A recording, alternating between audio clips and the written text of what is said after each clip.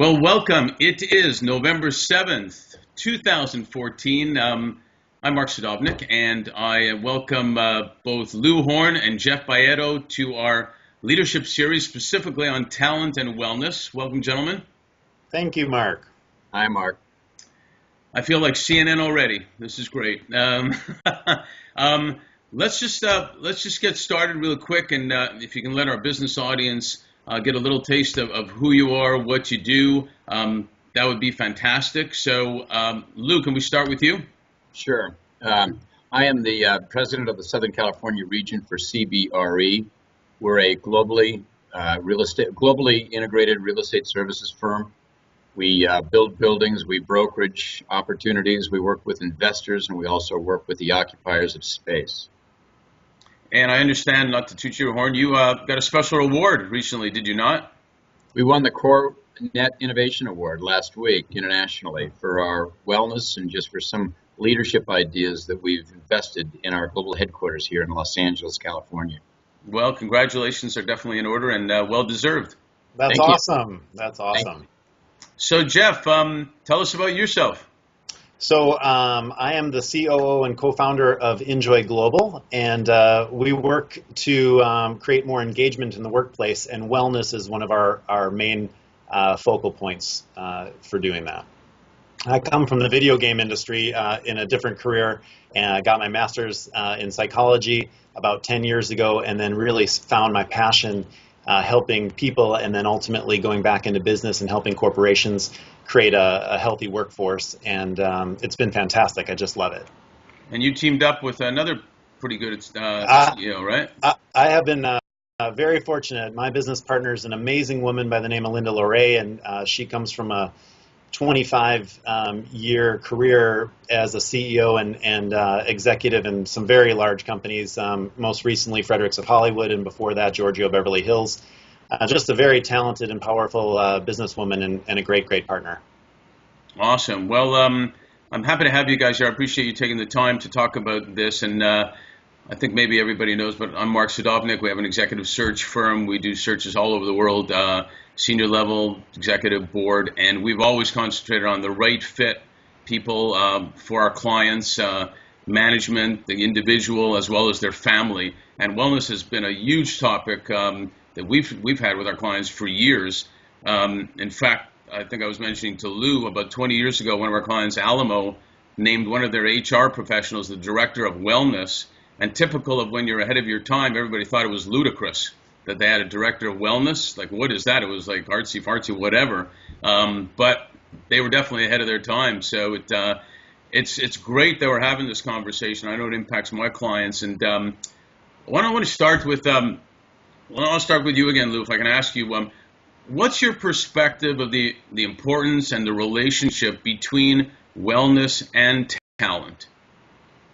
Well, for most of us, and I think Jeff will attest to this as well, we're in a talent war. Our biggest focus, frankly, is getting the right people at all levels of our organization to be able to serve our clients. So let me take a step back. This whole process started about 2 years ago when we were investigating ways to better occupy our space. We're in the leasing and the investment business for commercial real estate. And we felt that we had an opportunity to be a thought leader at our global corporate headquarters here in Los Angeles by looking at virtually every element of the way we occupy space and questioning it and pushing it. Wellness became a part of this. This started off for us as an opportunity to digitize our files, to be really free address, to eliminate paper, and then to focus on the productivity through mobility, through just improving the way we're using tools and that sort of thing. And a free address system means that there's no need to have your own office or your own workstation.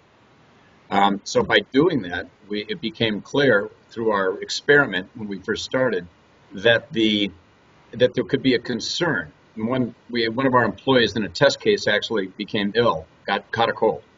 And we determined that, well, if they catch a cold, nobody's going to want to work in that workstation the next day. So it was a natural behavior. And we asked one of our key employees, Anno Zavanafeld, to look into this whole idea around how to sanitize these workstations so that people would feel comfortable the next day. That really led on a whole journey around wellness and took us to several different dimensions, which I'll go into a little bit later here. But it really started off as a way for us to find better efficiencies in working with the four corners of our existing workspace. Yeah, it actually is incredible, and I've been to your headquarters, and it's you just feel better walking into it, to be honest with you, right? Which is fantastic. Jeff, same type of question. How do you look at the relationship between wellness and talent? Well, what I love about what Lew's saying is, and you mentioned it in your intro, it's wellness has moved out of this nice thing to do category and into a very solid, fundamental good business practice. And we're seeing it in the creation of space. But you'll hear Lew speak of efficiencies and things like that. So these are very hard and trackable, accountable elements that we're able to see the benefit of wellness. So for me, we work more specifically with the actual people and their habits. But the truth is, it's a growing conversation, and wellness through and through is really achieving a huge impact on lots of different ROIs. Yeah, and I'd like to talk a little bit more about that. From our perspective, we always look at talent as it's a full circle. The talent acquisition, then it becomes talent development, and then talent retention. Yeah. And wellness has played a big part in being able to acquire the talent. Then you develop them in a lot of different ways, including not only their personal health, but the health related to what their performance and everything. And then retaining the people, because you take care of them, follows suit. And because you're retaining people, it helps you acquire other great people. Because LeBron James joined Miami Heat not because it was warm, but he wanted to play with winners. And that's what people do. They look where people are. I had a client once tell me, that company's got a lot of turnover. They must be a great client. I said, they're my worst client because the great people won't go there because there's a lot of turnover.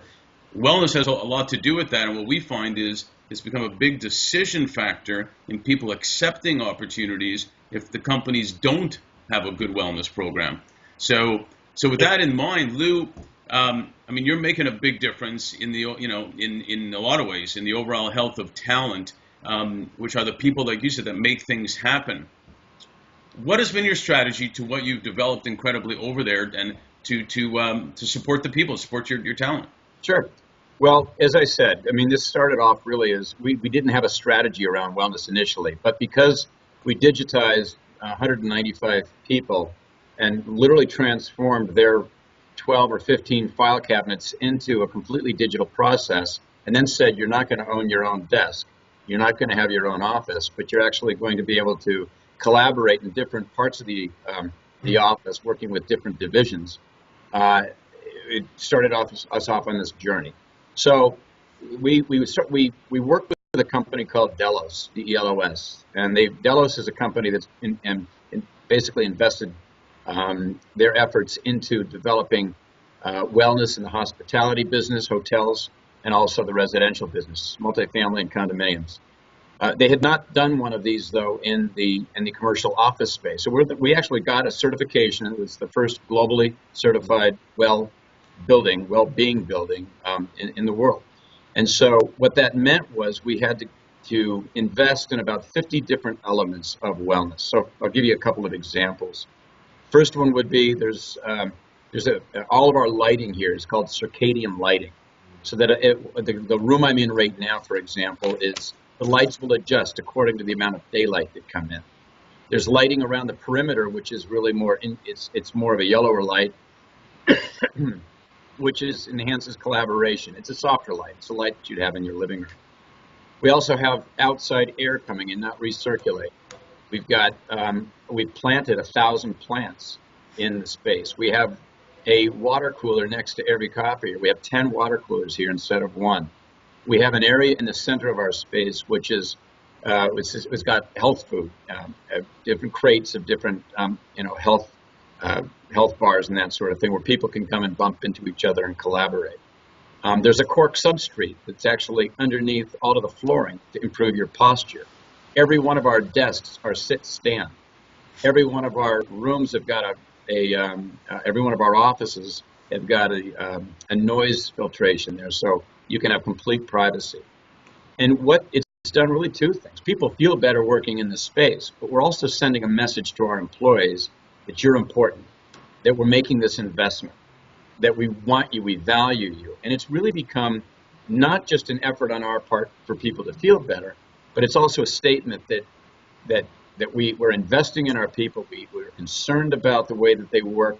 And then some of the benefits have been, there's been just enhanced collaboration across the board with the 14 different divisions that make up our space. People want to move around. They're not going to sit in the same place every day. And it's just, frankly, people are healthy. And it's really been, it's been much more successful than I even thought it would be. And it's quite a sight. And I invite you and any of your colleagues to come down and take a look at what we've done. Yeah, it is spectacular. Along those lines, Jeff, you guys do a lot of engagement with employees and measuring, etc. You know, how do you combine that you're getting the ROI for doing all this and not just, which is equally as important, the good feel of doing all this? Well, I think, again, a lot of what Lew said, if you start thinking of things like retention as just one easy way to track a value, when he was describing some of those things, who doesn't want to work in a place that when he starts saying all that, it's just like, wow, that just sounds inviting. I want to just be there. And that was just from him listing it. That's not even from an actual experience of being in the building. And I can see just in the background how beautiful it is. Now, when you create that, my guess is his loyalty, his attrition, like he has those low numbers. And if you look at the 100 top places to work every year, wellness is always right up there as one of the things that they all focus on. There has to be a connection. And I think what we're hearing, and thankfully for presidents like Lew who make this a priority, what it does say is we care about our employees in more than just words. Like, look at all this stuff we're doing. And in that, the payback is they don't leave. They bring other good people in.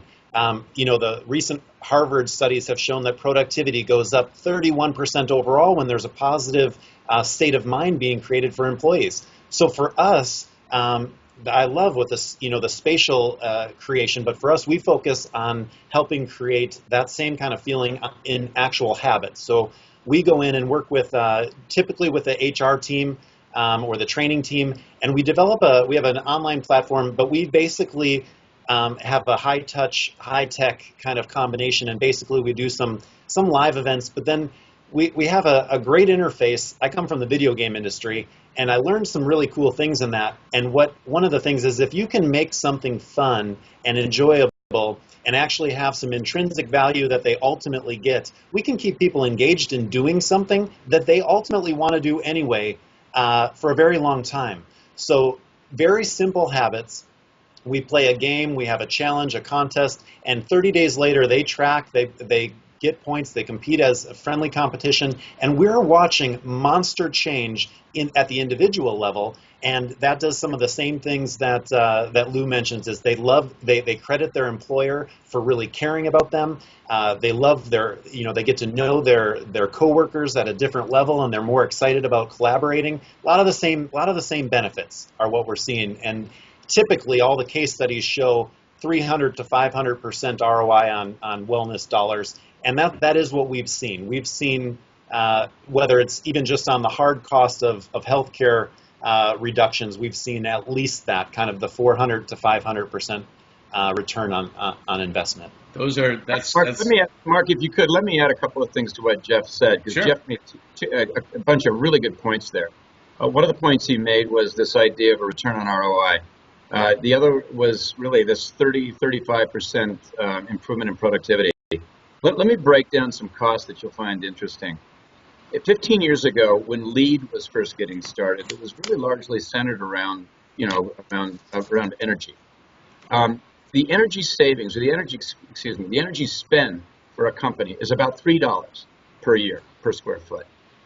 The typical lease on occupancy for an office high-rise, and again, it varies in city to city, but just for this purpose, about $30 a year. The amount a company is spending on employees is $300 per square foot. So pick any percentage, 1%, 5%, 10%.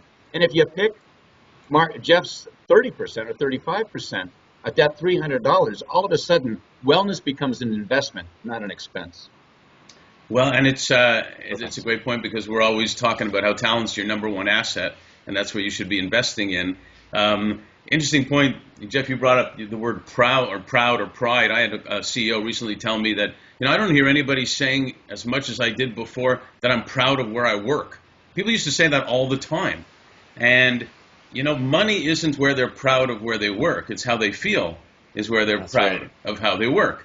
And he brought up another point. He said, that's right. This is in a different city, not Los Angeles, but it applies to anywhere. He said, one thing I found is people, especially with social media now, talk, sometimes anonymously and sometimes not, about how they feel at their work and what they're doing.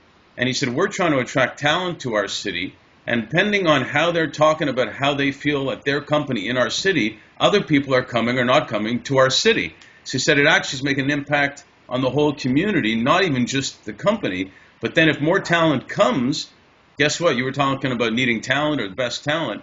The more talent you get coming, this is where the whole community can work together, as a matter of fact. The more talent that comes to a city, the more talent there is to choose from for all the companies. So it was amazing and actually brilliant that he brought that, to me it was anyway, that he brought that up. Let me ask you the impact, and I've got some thoughts on this too because I've seen it, but I want to hear your comments and story. The impact of your commitment, the impact of your philosophy to address employee wellness.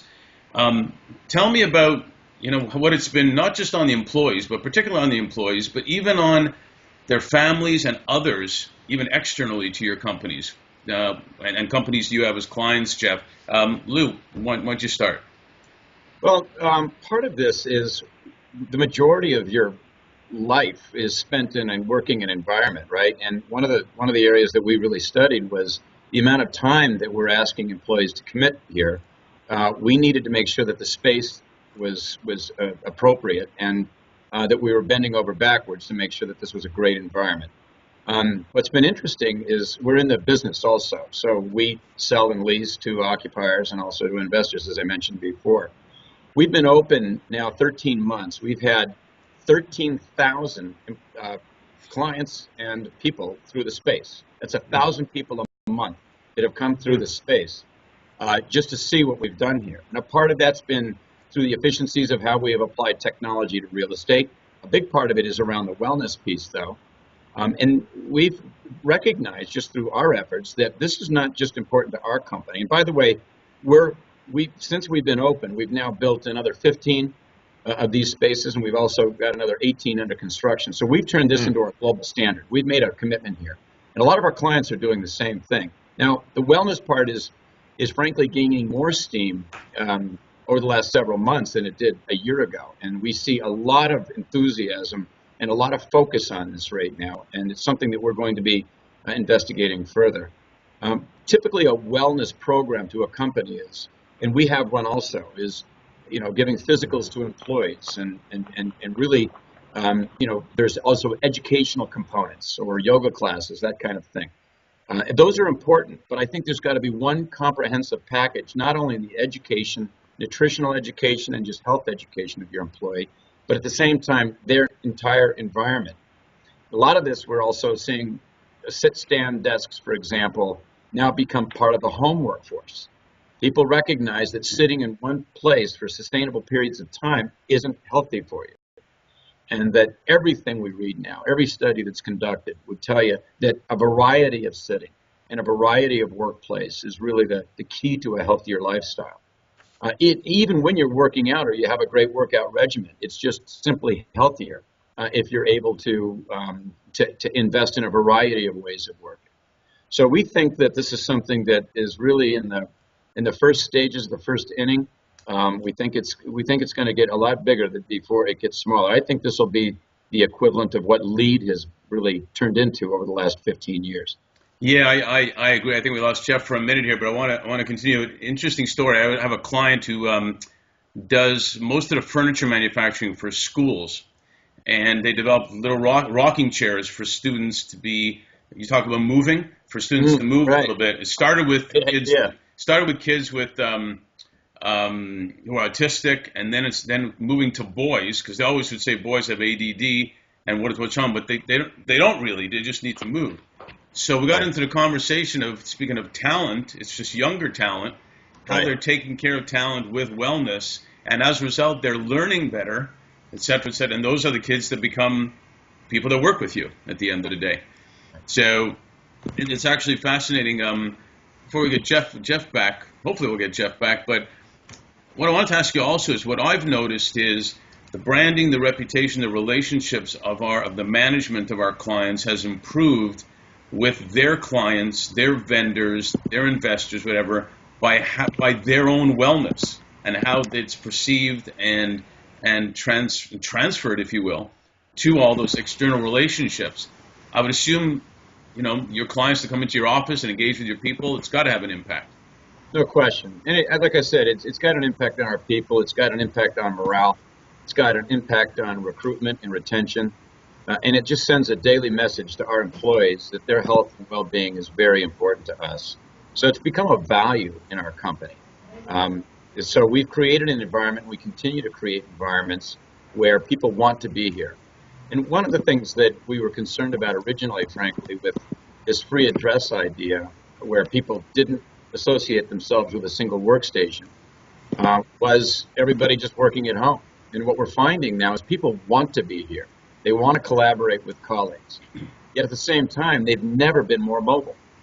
A funny story, not a funny story, but it was a true story. 3 months after we moved in, we had a flood. We had a sprinkler main break in our space. I remember. Yeah, and we literally had to move, 3/4 of the office out. We were productive within 24 hours because there was no paper. People could work at home. They could work at other offices that we have. It turned into a business continuity case study. Yeah, that's also interesting, because I remember cases where phone went down or something happened and people didn't know what to do, so they just went home and stopped working. Right. Basically, and that was it. It was actually ludicrous. Well, I guess the last thing I wanted to go into a little bit was the whole cycle of acquiring talent, developing talent, and retaining talent, and it is a full cycle. Do you use that in your recruitment for your talent? I mean, do you actually specifically talk about it? Well, what's happened, you mentioned this earlier, what's really happened is not so much that we're advertising it, because we're really not, but the word of mouth, on the universities now has become really a material part of our recruiting. I mean, we've got great talent at our company, and I'm proud of the talent that we have. But we're also seeing a lot of new talent come in from essentially friends of the existing talent that are working for other companies, our competitors, and new, coming out of university. So it's interesting, I think, and it's not just the millennial or not the new college graduate, but many of the employees in our space are in their 40s and 50s and 60s. And they're as excited about this whole idea as the brand new employee entering into our space. I'm just going to see. No, I agree with you. I'm just going to see if I can add Jeff back here again. Oh, jeez. Right now, I just lost. Sorry, I'm so sorry. I don't know how I got kicked off. Hang on, but now I just lost Lew. Hang on one sec. Fuck. Hang on, I'm going to try to call you both at the same time. Okay. I still got you. I don't know why. How come? Damn. Should I hang? Yeah, can you hang up?